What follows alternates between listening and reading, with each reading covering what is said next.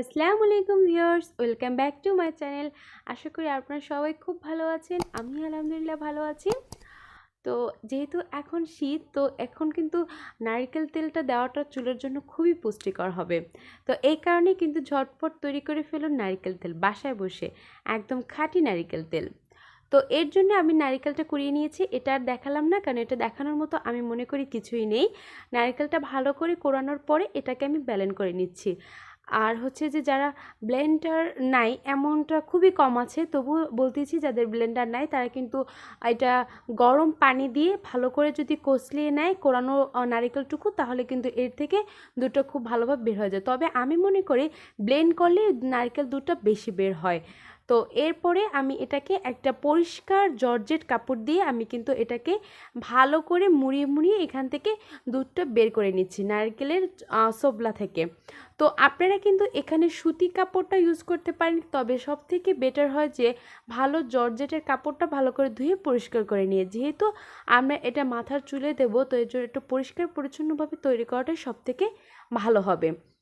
এরপর এটা ভালোভাবে চেপে চেপে এটা থেকে যে যতটুকু পরিমাণ বের করা যায় ততটুকুই ভালো। এখন ব্লেন্ডারের সাথে যে আমার ব্লেন্ডারে যে করার ফলে জারটার মধ্যে যে এক্সট্রা যে তেলগুলো আছে, যেহেতু এখন শীত, তো এখানে কিন্তু প্রচুর পরিমাণ নারিকেলের তেল হয়।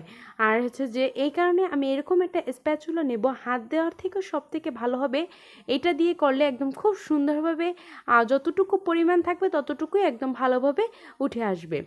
তো এরকমটা দিয়ে আপনারা করতে পারেন, আর যদি না থাকে তাহলে আপনার হাত দিয়ে তো অবশ্যই করতে পারবেন।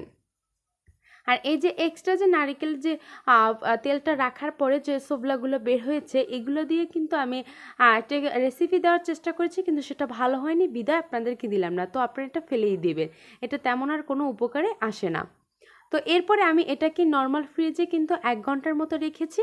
যেহেতু শীত, 1 ঘন্টার মতো না রাখলে আধা ঘন্টার মতো রাখলে হয়ে যায়। তো আমি এটাকে 1 ঘন্টা পরে রাখার পরে আমি এটাকে পানিটা এক্সট্রা যে পানি আস্তে একটু এক সাইড থেকে ফুটো করে নিয়ে এক্সট্রা পানিটুকু ফেলে দিচ্ছি। ফেলে দেওয়ার পরে এরপরে যে তেলটা শক্ত হয়ে আছে এটাই কিন্তু তেল। তো আর ওগুলো কিন্তু পানি, ওটার কখনোই কিন্তু শক্ত হবে না। তো এখন যে আমি এটা নিয়ে নিচ্ছি ভালোভাবে, অল্প কিছু আছে যার কারণে আমি ওটাকে পুরোপুরি পানিটা ফেলে না দিয়ে কিছু কিছু পানি রেখে দিয়েছি, কারণ কিছু খুলে ওটার মধ্যে পড়েছে। তো এইটার কিন্তু একটাই কারণ শুধু, যে আমার অল্প আছে কিভাবে তাড়াতাড়ি যে করতে পারি, এই কারণেই কিন্তু এই সিস্টেমটা করা। না হয় কিন্তু টোটাল যে পানিটা ওটাও কিন্তু আপনারা জাল দিলে তেলটা বের হয়ে যাবে। তো এটাকে ভালোভাবে এরকম জাল দিয়ে নিতে হবে, মিডিয়াম আঁচে সবসময় প্রত্যেকটা জিনিস ভালোভাবে জাল দিতে হবে। এরকম ভাবে আস্তে আস্তে জাল দেওয়ার পর এটা যখন ফুটে উঠবে তখন আপনারা কিন্তু আঁচটা আরও একটু কমিয়ে দিবেন, না তেলটা কিন্তু ছিটে ছিটে যাবে। যতটা পারেন আপনারা যদি গ্যাসটা কমিয়ে দিতে পারেন, তখন কিন্তু তেলটা একদম খুব সুন্দরভাবে ফ্রেশভাবে তৈরি হবে। আর এরকমভাবে যখন একটা থিকনেসে আসবে তখনই কড়াইটাকে কাত করে নিতে হবে। তাহলে হবে কি, তেলটা কিন্তু এক সাইডে চলে আসবে। এরপর ভালোভাবে এটাকে আমি ছেঁকে নিব।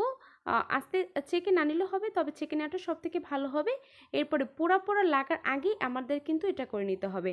তো আমার এই ভিডিওগুলো যদি আপনাদের ভালো লাগে বা কোনো রকম উপকৃত হন, তাহলে প্লিজ আমার চ্যানেলটাকে সাবস্ক্রাইব করবেন, এবং এই ভিডিওটি ভালো লাগলে বা কোনো রকম উপকৃত হলে একটা লাইক দিবেন এবং শেয়ার করে সবাইকে দেখার সুযোগ করে দিবেন।